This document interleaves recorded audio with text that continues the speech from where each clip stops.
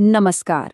आज हम बात करेंगे एक ऐसे दार्शनिक की, एक ऐसे विचारक की जिसने अपने विचारों की शक्ति से पूरे भारतीय उपमहाद्वीप को एक कर दिया। नाम है आदि शंकराचार्य। आइए जानते हैं कि कैसे उनके सदियों पुराने विचार आज भी उतने ही मायने रखते हैं। जरा एक पल के लिए इस सवाल पर रुक कर सोचिए। क्या हो अगर हमारी असली पहचान, हमारा असली स्व, वो है ही नहीं जो हम रोज आईने में देखते हैं? ये सवाल सुनने में भले ही साधारण लगे, लेकिन यही वो बुनियाद है जिस पर आदि शंकराचार्य के पूरे दर्शन की इमारत खड़ी है। तो आखिर थे कौन आदि शंकराचार्य? ये सवाल जितना सीधा है, जवाब उतना ही पेचीदा, क्योंकि जब हम उन्हें ढूंढने निकलते हैं तो हमें एक नहीं बल्कि दो शंकराचार्य मिलते हैं। एक जो इतिहास के पन्नों में कहीं दर्ज है, और दूसरा जो लोगों की कहानियों और किंवदंतियों में जिंदा है। शंकराचार्य को समझने में सबसे बड़ी चुनौती यही है, उनके जीवन के बारे में जो ठोस ऐतिहासिक सबूत हैं वो ना के बराबर हैं। हम आज जिस शंकराचार्य को जानते हैं ना, उनकी ये छवि उनकी मृत्यु के कई 100 साल बाद गढ़ी गई। एक विद्वान को धीरे धीरे एक अलौकिक नायक में बदल दिया गया। अब देखिए, उनके समय को लेकर ही कितना मतभेद है। कुछ परंपराएं मानती हैं कि वे ईसा से भी 500 साल पहले हुए थे। वहीं आज के ज्यादातर विद्वान उन्हें 8वीं सदी का मानते हैं। ये जो ऐतिहासिक धुंध है, ये शायद हमें यही बताती है कि शंकराचार्य एक व्यक्ति से कहीं बढ़कर एक बहुत शक्तिशाली विचार हैं। तो हमारे सामने ये दो तस्वीरें उभरती हैं। एक तरफ है ऐतिहासिक शंकराचार्य, 8वीं सदी के एक असाधारण विद्वान, और दूसरी तरफ है पौराणिक शंकराचार्य, जिन्हें भगवान शिव का ही अवतार माना गया, एक दिव्य योद्धा जिसने पूरे भारत में घूम घूम कर शास्त्रार्थ किए। और यही जो ड्यूअलिटी है ना, यही उनकी विरासत को और भी फैसिनेटिंग बना देती है। तो आखिर क्या था इस महान दार्शनिक का कोर मैसेज? चलिए अब सीधे उनके दर्शन के दिल में उतरते हैं।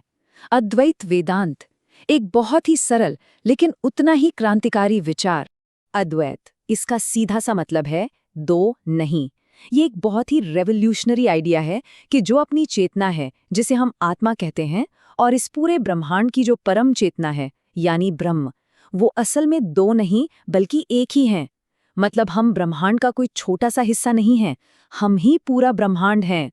और ये कोई सूखी फिलॉसफी नहीं है, ये उनके अपने शब्दों में, उनकी अपनी कविता में कितनी खूबसूरती से झलकता है।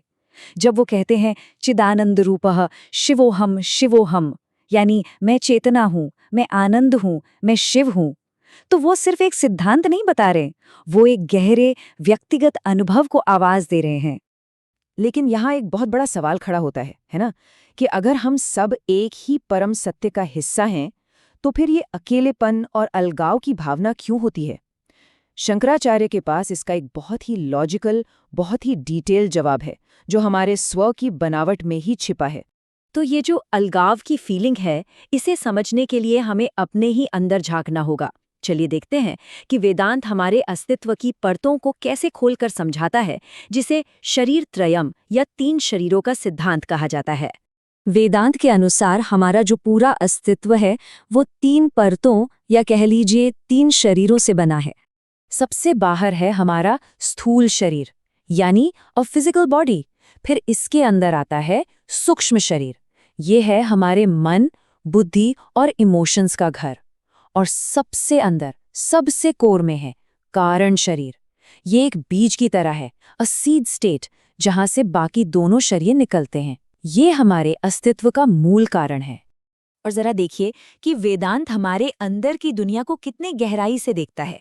वो मन को बस एक चीज नहीं मानता, बल्कि उसे 19 अलग-अलग हिस्सों में बांट कर समझाता है। हमारी 5 ज्ञानेंद्रियां, जिनसे हम दुनिया को महसूस करते हैं, 5 कर्मेंद्रियां, जिनसे हम काम करते हैं, 5 तरह की जीवन ऊर्जा यानी प्राण, और आखिर में हमारे 4 सबसे जरूरी इंटरनल टूल्स, मन, बुद्धि, हमारी मेमोरी यानी चित्तम, और हमारा ईगो यानी अहंकार। ये सच में हमारे मन का एक पूरा ब्लूप्रिंट है। तो इस पूरे एनालिसिस का, इस डाइसेक्शन का पॉइंट क्या है? वेदांत कहता है कि लिबरेशन या मोक्ष अहंकार को मारने में नहीं है, बल्कि बस उसके साथ खुद को आइडेंटिफाई करना छोड़ देने में है। ये समझना कि हम ये छोटा सा मैं नहीं है, बल्कि वो लिमिटलेस कॉन्शियसनेस है जो इस मैं को भी देख रही है। शंकराचार्य सिर्फ एक फिलोसोफर नहीं थे, वो एक इंस्टीट्यूशन बिल्डर भी थे। चलिए देखते हैं कि कैसे उन्होंने अपने विचारों को सिर्फ किताबों में नहीं बल्कि पत्थर और परंपरा में भी जिंदा रखा, एक ऐसी विरासत छोड़ी जो आज भी सांस ले रही है। शंकराचार्य और मंडन मिश्र के बीच की ये फेमस डिबेट, ये सिर्फ दो विद्वानों की टक्कर नहीं थी, ये तो दो वर्ल्ड व्यूज का महासंग्राम था। एक तरफ कर्मकांड पर जोर देने वाला गृहस्थ जीवन, दूसरी तरफ ज्ञान को सब कुछ मानने वाला सन्यासी जीवन। कहते हैं कि इस बहस में शंकराचार्य की जीत ने भारतीय दर्शन की दिशा ही बदल दी। इस बहस के दौरान शंकराचार्य ने एक बहुत ही सिंपल लेकिन उतनी ही प्रोफाउंड एनालॉजी दी। उन्होंने कहा, जैसे पानी में घुला नमक दिखता नहीं पर हर बूंद में होता है, वैसे ही ब्रह्म सृष्टि के कण कण में है लेकिन दिखता नहीं।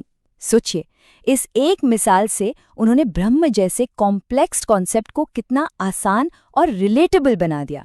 शंकराचार्य की ब्रिलियंस सिर्फ उनके दर्शन में नहीं, उनकी दूरदृष्टि में भी थी। वो जानते थे कि आइडियाज को जिंदा रखने के लिए इंस्टीट्यूशंस की जरूरत होती है। इसीलिए उन्होंने भारत के चारों कोनों में 4 मठों की स्थापना की और अपने सबसे काबिल शिष्यों को उनकी जिम्मेदारी दी। ये एक तरह का स्पिरिचुअल नेटवर्क था जिसने पूरे भारत को सांस्कृतिक तौर पर एक धागे में पिरो दिया। और ये मत सोचिए कि शंकराचार्य की लेगेसी सिर्फ पुराने मठों या किताबों तक ही सीमित है। आज 21वीं सदी में भी उनकी विरासत को सचमुच पत्थर में गढ़ा जा रहा है। ये दिखाता है कि उनके विचार आज कितने रेलेवेंट हैं। हाल ही में बनी ये विशाल प्रतिमाएं इसका जीता जागता सबूत हैं। ओंकारेश्वर में 108 फीट ऊंची प्रतिमा, केदारनाथ में 12 फीट की प्रतिमा। ये दिखाता है कि 1200 साल बाद भी शंकराचार्य भारतीय मानस पर कितने गहरे बसे हुए हैं। तो आखिर में हम इसी सवाल पर आकर रुकते हैं। आज की दुनिया जो इतनी बंटी हुई लगती है, जहां हर तरफ हमें सिर्फ फर्क नजर आता है, वहां शंकराचार्य का ये अद्वैत का विचार यानी रैडिकल वननेस का आइडिया हमें क्या सिखा सकता है? शायद ये हमें याद दिलाता है कि जो चीज़ें हमें जोड़ती हैं वो उन चीज़ों से कहीं ज़्यादा गहरी हैं जो हमें बांटती हैं। इस पर ज़रूर सोचिएगा।